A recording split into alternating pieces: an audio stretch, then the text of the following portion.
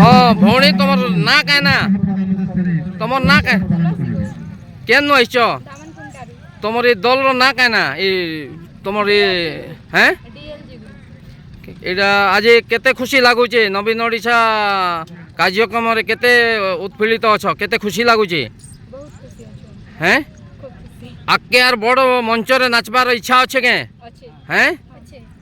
तुम ये ट्रेनिंग क्या नहीं थी हैं निजे हैं तो सरकार तरह किसी प्रोत्साहन मिलुचे के शिखवा लगे किसी आसीचे के प्रोत्साहन हैं तो मिलले आर आगे जीव बोली भावुच नहीं के हैं हो धन्यवाद हैं ग्राम पंचायत रे आम ओडिशा नवीन ओडिशा कार्यक्रम तदारक आज जो चली किंबा कार्यक्रम हो से कोन कहबे सर आज हमर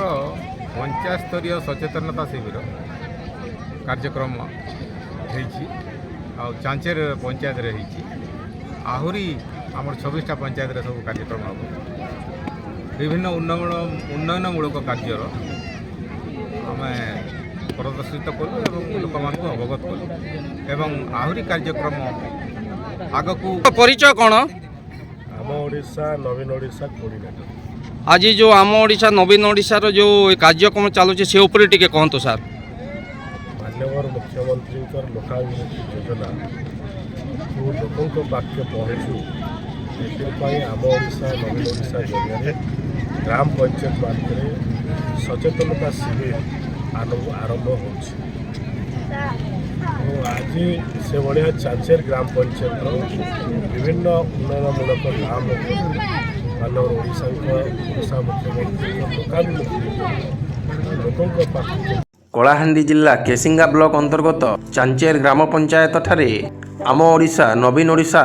आम पंचायतर विकास कार्यक्रम अनुष्ठित हो जाइछि। एही कार्यक्रम रे केसिंगा ब्लॉक अध्यक्ष श्रीयुक्त चंदन सेनापति ब्लॉक गोष्ठी उन्नयन अधिकारी पद्मनाभ पुरोहित चांचेर सरपंच श्रीमती अंजु कुमार चांचेर समिति सभ्य कलाहांडी सरपंच संघ सभापति सुबोध राणा गाईगा सरपंच प्रमोद साहू उत्केला सरपंच